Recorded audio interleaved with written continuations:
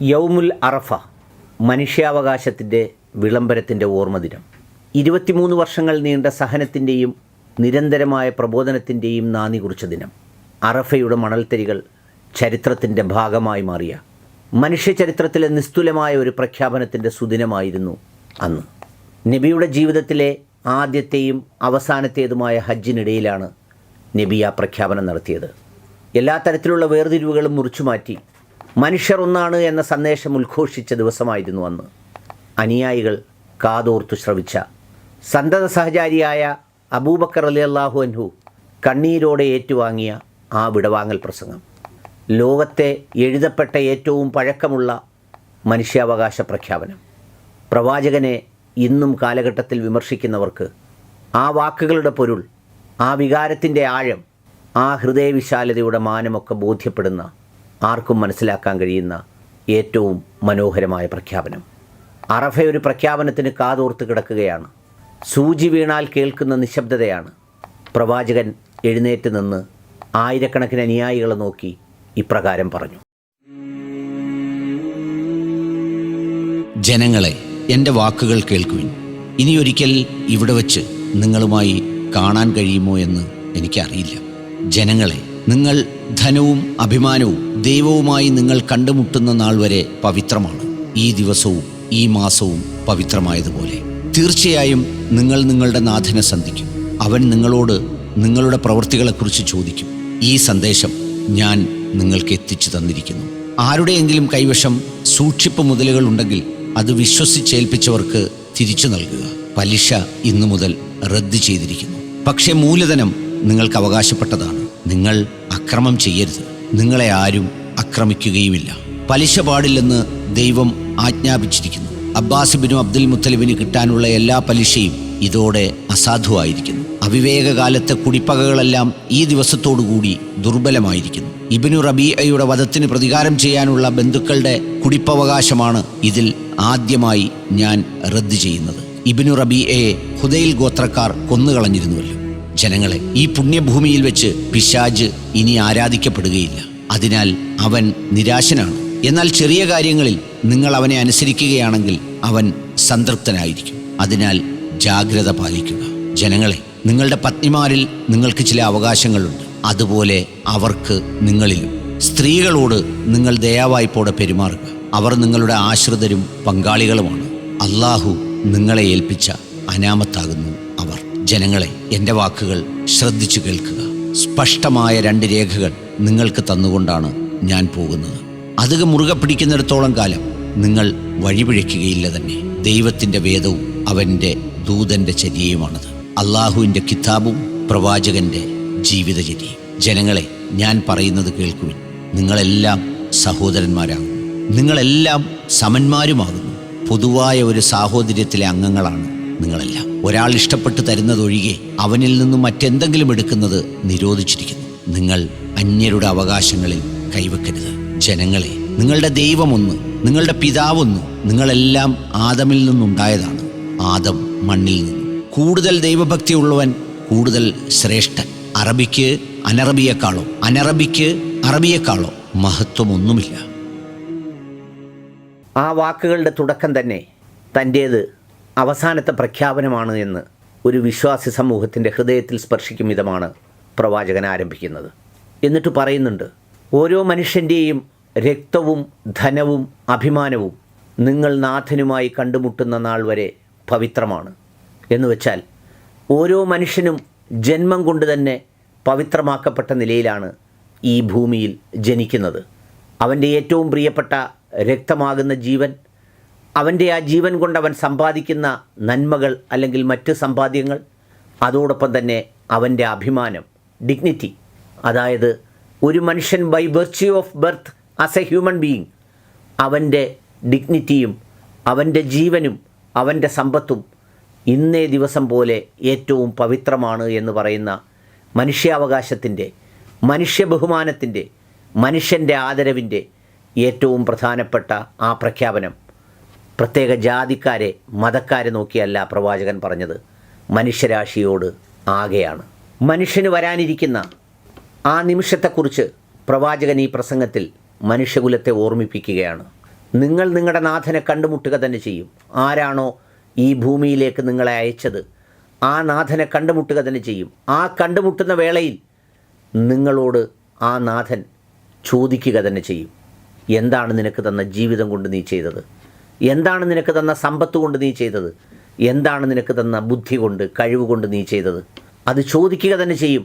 അതിലാർക്കും സംശയമേ വേണ്ട എന്ന ഏറ്റവും വ്യക്തമായ പ്രഖ്യാപനം കൂടി, താക്കീത് കൂടി പ്രവാചകൻ്റെ വാക്കുകളിൽ കേൾക്കാം. അറഫയിലെ ആ മൈതാനത്തെ സാക്ഷി നിർത്തി, ആ മണൽത്തരികളെ സാക്ഷി നിർത്തി, അവിടെ കൂടിയിരിക്കുന്ന മനുഷ്യരെ സാക്ഷി നിർത്തി ലോകത്തോടായി പ്രവാചകൻ പറയുകയാണ്, എന്നെ ഏൽപ്പിച്ച ഈ സന്ദേശം നിങ്ങളിലേക്ക് ഞാൻ എത്തിക്കുന്നു. നിങ്ങളുടെ കൈവശം ആരെങ്കിലും സൂക്ഷിപ്പ് മുതലുകൾ തന്നിട്ടുണ്ടെങ്കിൽ, എന്തെങ്കിലും സൂക്ഷിക്കാൻ ഏൽപ്പിച്ചിട്ടുണ്ടെങ്കിൽ അത് നിങ്ങൾ ആ ഉത്തരവാദിത്വത്തോടെ തിരികെ കൊടുക്കുക. ഈ ദിവസം പലിശ റദ്ദാക്കിയിരിക്കുന്നു. മുതലിന് മേൽ മാത്രമാണ് ഇനി നിങ്ങൾക്ക് അവകാശമുള്ളത്, പലിശയ്ക്ക് മേലില്ല. എന്നുവെച്ചാൽ മനുഷ്യൻ്റെ ഏറ്റവും പവിത്രമായ ആ വിശ്വാസം മറ്റൊരാളിൻ്റെ മുതൽ സൂക്ഷിക്കാൻ ഏൽപ്പിച്ചിരിക്കുന്നത് അത് അതേ സൂക്ഷ്മതയോടെ തിരികെ നൽകാൻ പ്രവാചകൻ പറയുകയാണ്. അവിടെ വേറൊരു സന്ദേശം കൂടി അതിനകത്ത് ഉൾക്കൊള്ളാനുണ്ട്. പലപ്പോഴും പലരും ചോദിക്കാറുണ്ട്, എന്തുകൊണ്ടാണ് ഇസ്ലാം മതത്തിൽ ആത്മഹത്യയെ ഇല്ലാതാക്കിയിരിക്കുന്നത്, നിരോധിച്ചിരിക്കുന്നത്? യഥാർത്ഥത്തിൽ മനുഷ്യൻ്റെ ഉള്ളിലേക്ക് ജീവൻ നൽകിയത് ഒരു സൂക്ഷിപ്പ് മുതലായി നമ്മുടെ ആത്മാവിനെ, നമ്മുടെ റൂഹിനെ ആ ജീവനെ നൽകിയിരിക്കുന്നത് പടച്ചതമ്പുരാൻ്റെ നേരിട്ടുള്ള പ്രകാശത്തിൽ നിന്നാണ്. അതാ നൽകിയ സ്ഥലത്തേക്ക് തിരികെ എത്തിക്കേണ്ട ബാധ്യത ഓരോ മനുഷ്യനുമുണ്ട്. അത് അകാരണമായി അവസാനിപ്പിക്കാൻ അവന് അവകാശമില്ല. അതുപോലെ തന്നെ റദ്ദ് ചെയ്യപ്പെട്ട പലിശ, അതിൻ്റെ മുതലിന്മേലുള്ള അവകാശം മാത്രം നിലനിർത്തി അത് തിരികെ കൊടുക്കാനാണ് പ്രവാചകൻ്റെ കൽപ്പന. ഏറ്റവും ശക്തമായ സാമ്പത്തിക പുനഃക്രമീകരണത്തിൻ്റെ അവസാനത്തെ വാക്കുകളാണ് അവസാനത്തെ ശബ്ദത്തിലും പ്രവാചകൻ മനുഷ്യരാശിയെ നോക്കി പറയുന്നത്. വർത്തമാന കാലഘട്ടത്തിലും പലിശയിൽ കുടുങ്ങി മനുഷ്യരവസാനിക്കുമ്പോൾ, പലിശയിൽ കുടുങ്ങി സ്ഥാപനങ്ങളില്ലാതാകുമ്പോൾ, പലിശയിൽ കുടുങ്ങി ലോക സമ്പദ് വ്യവസ്ഥ തകരുമ്പോൾ അറഫയിലെ ആ മൈതാനത്തിലെ വാക്കുകൾക്ക് ഇന്നും പ്രസക്തിയുണ്ട്. നിങ്ങളാരെയും ആക്രമിക്കരുത്, നിങ്ങളെ ആരും ആക്രമിക്കുകയുമില്ല. പ്രവാചകനെ ലോകത്തിന് മുന്നിൽ ആക്രമണത്തിൻ്റെ യുദ്ധവീരനായൊക്കെ ചിത്രീകരിക്കുന്ന, വല്ലാതെ വികലമാക്കുന്ന കാലത്ത് അവസാനത്തെ അറഫ പ്രസംഗത്തിലും നിങ്ങളാരെയും ആക്രമിക്കരുത് എന്ന പ്രവാചകൻ്റെ സമാധാനത്തിൻ്റെ സന്ദേശമാണ് അവിടെ മുഴങ്ങിക്കേൾക്കുന്നത്. അതോടൊപ്പം തന്നെ പലിശ റദ്ദ് ചെയ്യുന്ന വിവരത്തിൽ തൻ്റെ ഏറ്റവും പ്രിയപ്പെട്ടവർക്കുള്ള ആ പലിശയും റദ്ദ് ചെയ്തിരിക്കുന്നു എന്ന് പ്രവാചകൻ പേരെടുത്തു പറയുന്നു. വർത്തമാന കാലഘട്ടത്തിൽ സ്വജനപക്ഷപാതം എന്ത് തീരുമാനമെടുക്കുമ്പോഴും തൻ്റെ പ്രിയപ്പെട്ടവരെ സംരക്ഷിക്കുന്ന കാലത്ത് ഇത്തരമൊരു താക്കീത് ചെയ്യുമ്പോൾ തനിക്ക് ഏറ്റവും പ്രിയപ്പെട്ടവനായവന് കിട്ടാനുള്ള പലിശയ്ക്ക് പോലും ഇനി അവകാശമില്ലെന്ന് പ്രവാചകൻ അസന്നിഗ്ധമായി അറഫയിൽ പ്രഖ്യാപിക്കുകയാണ്. വഴികേടിൻ്റെ കാലത്തെ മുഴുവൻ കുടിപ്പകകളും പ്രവാചകൻ അറഫ മൈതാനത്ത് വെച്ച് ഇല്ലാതാക്കുകയാണ്. പ്രതികാരം ചെയ്യാനുള്ള എല്ലാ അവകാശങ്ങളും ഇല്ലാതാക്കുകയാണ്. പ്രതികാരം ചെയ്യരുത് എന്ന് പ്രവാചകൻ പ്രഖ്യാപിക്കുകയാണ്. ഇബ്നു റബിയയുടെ വധത്തെ തുടർന്നുള്ള പ്രതികാരം ഉൾപ്പെടെയാണ് റദ്ദ് ചെയ്യുന്നതെന്ന് വളരെ വ്യക്തമായി പ്രവാചകൻ പറയുന്നു. ഇന്നും പഴയ മുറിപ്പാടുകൾ ചൂണ്ടി, പഴയ പ്രയാസങ്ങൾ ചൂണ്ടി, പഴയ വഴക്കുകൾ ചൂണ്ടി സഹോദരങ്ങൾക്കിടയിൽ, മനുഷ്യർക്കിടയിൽ, വ്യത്യസ്ത ജാതികൾക്കിടയിൽ, വ്യത്യസ്ത രാജ്യങ്ങൾക്കിടയിൽ, ഒരേ മതത്തിലെ വ്യത്യസ്ത സംഘടനകൾക്കിടയിലൊക്കെ പല രീതിയിൽ കുടിപ്പകകൾ തീർക്കുന്ന കാലത്ത് ആ മൈതാനത്ത് പ്രഖ്യാപിച്ച പ്രഖ്യാപനത്തിന് എത്രയോ ആഴമുണ്ട്, എത്രയോ മാനമുണ്ട്, എത്രയോ മാനവികതയുണ്ട്. പൈശാചികമായ എല്ലാ പ്രേരണകളിൽ നിന്നും വിട്ടുനിൽക്കാൻ പ്രവാചകൻ ആവശ്യപ്പെടുകയാണ് മനുഷ്യരാശിയോട്. യഥാർത്ഥത്തിൽ സമ്പൂർണമായ ഒരു മതം കൈമാറ്റം ചെയ്യപ്പെടുന്നതോടുകൂടി ഇനി പിശാചിനെ ആരാധിക്കുന്ന ഒരു പ്രതിഭാസം ഇല്ലാതാവുകയാണെങ്കിലും വളരെ ചെറിയ കാര്യങ്ങളിലൂടെ പോലും അവൻ നിങ്ങളെ കീഴ്പ്പെടുത്താൻ സാധ്യതയുണ്ടെന്നും അതിൽ നിങ്ങൾ സൂക്ഷിക്കണമെന്നുമാണ് പ്രവാചകൻ്റെ ആഹ്വാനം. വർത്തമാനകാല വ്യക്തിജീവിതം, കുടുംബജീവിതം, സാമൂഹ്യ ജീവിതം, അതുപോലെ തന്നെ സ്ഥാപനങ്ങളുടെയും സംസ്ഥാനങ്ങളുടെയും രാജ്യങ്ങളുടെയും ലോകത്തിൻ്റെയും ലോക നേതാക്കളുടെയും ഒക്കെ അവസ്ഥയെടുത്ത് നോക്കിയാൽ എത്രയോ ചെറിയ ചെറിയ പ്രേരണകളിൽ കുടുങ്ങിയാണ് എത്രയോ വലിയ മഹാസംഭവങ്ങൾ, മഹാദുരന്തങ്ങൾ ലോകത്തിനുണ്ടായിക്കൊണ്ടിരിക്കുന്നത്. അതിൽ കുടുങ്ങരുത് എന്ന വ്യക്തമായ താക്കീതാണ് അറഫയിൽ പ്രവാചകൻ നൽകുന്നത്. നിങ്ങളുടെ ഭാര്യമാരിൽ നിങ്ങൾക്ക് അവകാശങ്ങളുള്ളതുപോലെ നിങ്ങളുടെ ഭാര്യമാർക്കും നിങ്ങളിൽ അവകാശമുണ്ട്. അവർ അള്ളാഹു നിങ്ങളെ ഏൽപ്പിച്ച ഒരു മുതലാണ്. അതിനോടുള്ള കടമകൾ പാലിക്കേണ്ടതിൻ്റെ സൂക്ഷ്മതയാണ് പ്രവാചകൻ അവിടെ എടുത്തു പറയുന്നത്. സ്ത്രീ വിമോചനത്തിന് തടസ്സം നിൽക്കുന്ന, സ്ത്രീകളുടെ ന്യായമായ ആവശ്യങ്ങൾ ഹനിക്കാത്തവരെന്ന് ലോകം മുദ്രകുത്തുമ്പോഴും അവസാനത്തെ അറഫ പ്രസംഗത്തിലും നിങ്ങൾ സ്ത്രീകളോട് ദയാവായ്പോടെ പെരുമാറണമെന്നും അവരെ ജീവിതത്തിൻ്റെ തുല്യ പങ്കാളികളായി കാണണമെന്നും അവരെ നൽകിയത് ആ നൽകുന്ന അവരുടെ പിതാവല്ല, സമൂഹമല്ല, ചുറ്റുപാടുകളല്ല, മറിച്ച് പരമകാരുണികനും കരുണാനിധിയുമായ അള്ളാഹു ആണെന്നും അള്ളാഹു ഏൽപ്പിച്ച ഒരു വസ്തുവിനെ നിങ്ങൾ എത്ര സൂക്ഷ്മതയോടെ, എത്ര ആദരവോടെ, എത്ര ഇഷ്ടത്തോടെ, എത്ര പ്രിയത്തോടെ സംരക്ഷിക്കുമോ അതുപോലെ സംരക്ഷിക്കണമെന്നാണ് പ്രവാചകൻ പറയുന്നത്. ഒരുപക്ഷെ സ്ത്രീനീതിയുടെ, സ്ത്രീകളുടെ തുല്യതയുടെ, സ്ത്രീകളുടെ അവകാശങ്ങളുടെ ഏറ്റവും മർമ്മമറിഞ്ഞ, വളരെ പരമപവിത്രമായ, ശക്തമായ സാമൂഹ്യ വിപ്ലവത്തിന് മതിയായ ഏറ്റവും വലിയ ജ്വാലയുടെ സ്ഫുലിംഗങ്ങളാണ് അറഫ മൈതാനത്ത് പ്രവാചകൻ തൊടുത്തുവിട്ടത്. 2 രേഖകൾ നിങ്ങൾക്ക് തന്നിട്ടാണ് ഞാൻ മടങ്ങുന്നത്. 1 വിശുദ്ധമായ ഖുർആനും 2 പ്രവാചകൻ്റെ ചര്യയും. അതിൽ നിങ്ങൾ മുറുകെ പിടിച്ചാൽ നിങ്ങൾ വഴികേടിലാവുകയില്ല എന്ന് പ്രവാചകൻ വളരെ വ്യക്തമായി പറയുന്നു.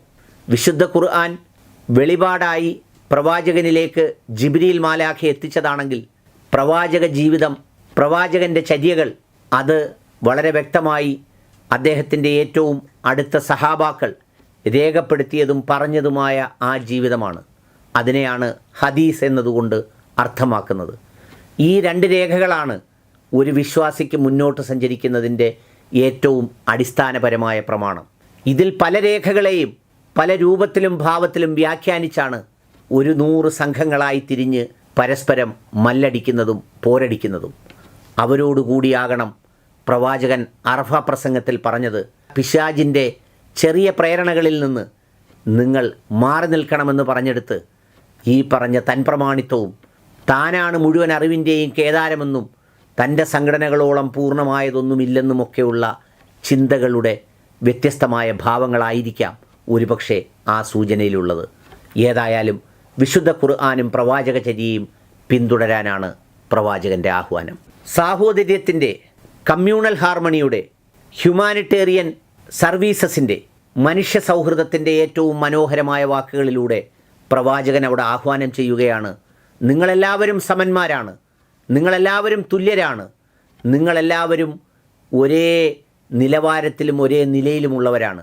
അത്രയും തുല്യവൽക്കരിക്കപ്പെട്ട സാഹോദര്യം, ആ സാഹോദര്യം സൃഷ്ടിക്കുന്ന സമാധാനം, ആ സാഹോദര്യം സൃഷ്ടിക്കുന്ന പരസ്പര ബന്ധങ്ങൾ, ആ പാരസ്പരിക ബന്ധങ്ങളിലൂടെയാണ് പ്രവാചകൻ ആദ്യമേ സൂചിപ്പിച്ച ഒരാളുടെ രക്തവും അയാളുടെ സമ്പത്തും അയാളുടെ അഭിമാനവുമൊക്കെ ആദരിക്കപ്പെടേണ്ടതും ബഹുമാനിക്കപ്പെടേണ്ടതും. ആ സാഹോദര്യത്തിൻ്റെ കണ്ണികൾ എവിടെ മുറിയുന്നുവോ അവിടെ നേരത്തെ സൂചിപ്പിച്ച, പ്രവാചകൻ തന്നെ താക്കീത് ചെയ്ത, ഈ പ്രസംഗത്തിലൂടെയും ഓർമ്മിപ്പിച്ച ഒട്ടുമിക്ക കാര്യങ്ങളും സംഭവിക്കുന്നു എന്നുള്ളതാണ് ഒരു യാഥാർത്ഥ്യം. അവിടെയാണ് പൈശാചികമായ പ്രേരണകൾ നമ്മളെ ഭിന്നിപ്പിക്കുന്നത്, വഴിതിരിച്ചുവിടുന്നത്, മനുഷ്യൻ്റെ തുല്യതയെ വിഭിന്നമാക്കുന്നത്, മനുഷ്യൻ്റെ മനസ്സുകളിലേക്ക് ഞാൻ മിടുക്കൻ, ഞാൻ ഭേദം, ഞാനാണെല്ലാം, ഞാനാണ് ഉത്തരം എന്ന തരം ചിന്തകളും സൃഷ്ടിച്ചെടുക്കുന്നത്. ഒരു മനുഷ്യൻ അവൻ ഇഷ്ടത്തോടെ നിങ്ങൾക്ക് എന്ത് നൽകുന്നുവോ, അതൊരു ചെറിയ വസ്തുവാകട്ടെ വലിയ വസ്തുവാകട്ടെ, അവൻ ആ ഇഷ്ടത്തോടെ തരുന്നതിനപ്പുറത്തേക്കൊന്നും നിനക്കെടുക്കാനുള്ള യാതൊരു അവകാശവുമില്ല. എന്നു മാത്രവുമല്ല, മറ്റൊരാളിൻ്റെ അവകാശത്തിൽ നീ കൈകടത്തുകയും അരുത്. ലോകത്തിൻ്റെ ആകെ നീതി വ്യവസ്ഥയുടെ ഏറ്റവും മനോഹരമായ പ്രഖ്യാപനങ്ങളാണ് ഈ അറഫ പ്രസംഗത്തിലുള്ളത്. മനുഷ്യാവകാശത്തിൻ്റെ, അന്യൻ്റെ അവകാശത്തെ ഹനിക്കരുത്, അത് ഏത് തരത്തിലുള്ളതായാലും എന്ന് പ്രഖ്യാപിക്കുന്നതിലൂടെ പ്രവാചകൻ നേരത്തെ പറഞ്ഞ സാഹോദര്യത്തിൻ്റെ അതിരുകളില്ലാത്ത അതിർത്തികൾ നിശ്ചയിക്കുകയാണ് അവിടെ ചെയ്യുന്നത്. മറ്റൊരാളിൻ്റെ അവകാശത്തിലേക്ക് നിനക്ക് കൈകടത്താൻ യാതൊരു അവകാശവുമില്ല. മറ്റൊരാളിൻ്റെ ജീവിതത്തിലേക്ക്, മറ്റൊരാളിൻ്റെ സ്ഥായിയായ നിലനിൽപ്പിലേക്ക്, അവൻ്റെ അസ്തിത്വത്തിലേക്ക് നിനക്ക് വല്ലാതെ കൈകടത്തി എന്തെങ്കിലും ചെയ്യാനുള്ള യാതൊരു അവകാശവും നിനക്കില്ല എന്ന് അസന്നിഗ്ധമായി പ്രവാചകൻ പ്രഖ്യാപിക്കുകയാണ്. മനുഷ്യജീവിതത്തിൻ്റെ തുല്യത അത് ഉത്ഭവം മുതലുള്ളതാണെന്ന് അണമുറിയാത്ത ചെങ്ങലബന്ധിതമായ മനുഷ്യജീവനുകളുടെ കണക്കുകൾ അക്കമിട്ട് പറഞ്ഞുകൊണ്ട് പ്രവാചകൻ അറഫയിൽ പ്രഖ്യാപിക്കുകയാണ്. നിങ്ങളുടെ പിതാവൊന്ന്, നിങ്ങൾ ഒരേ പിതാവിൽ നിന്ന് ജനിച്ചവരാണ്. ആ നിങ്ങൾക്കിടയിൽ ഏറ്റവും ശ്രേഷ്ഠനാരാണ് എന്ന ചോദ്യത്തിന് ഉത്തരം, ആരാണോ ഏറ്റവും നിഷ്കളങ്കമായ ദൈവഭക്തൻ, ആരാണോ ഭക്തിയോട് ഏറ്റവും കൂടുതൽ നീതി പുലർത്തുന്നവൻ, അവനാണ് ഏറ്റവും ശ്രേഷ്ഠൻ. അറബിക്ക് അനറബിയേക്കാളോ അനറബിക്ക് അറബിയേക്കാളോ മറ്റെന്തെങ്കിലും തരത്തിലുള്ള ഒരു മേൽക്കോയ്മയുമില്ല എന്ന് പ്രഖ്യാപിക്കുമ്പോൾ അതിനു മുമ്പും അന്ന് വരെയും ഇന്ന് വരെയും മനുഷ്യരാശിയെ വേട്ടയാടിക്കൊണ്ടിരിക്കുന്ന കേവലം അക്ഷരങ്ങളിൽ മാത്രം ഒതുങ്ങി നിൽക്കുന്ന തുല്യതയ്ക്കപ്പുറത്ത് ജൈവികമായ ജീവിതത്തിൽ മനുഷ്യൻ മുന്നോട്ട് വയ്ക്കേണ്ട തുല്യതയുടെ ഏറ്റവും മനോഹരമായ പ്രത്യയശാസ്ത്രം അഥവാ ലോ ഓഫ് ഇക്വാളിറ്റി. ഒരു മനുഷ്യൻ ജന്മം കൊണ്ട് തുല്യനാണ്. ഒരു മനുഷ്യൻ കർമ്മം കൊണ്ട് വ്യത്യസ്തമാകുന്നത് അത് ദൈവഭക്തിയുടെ മാത്രം അടിസ്ഥാനത്തിലാണ്.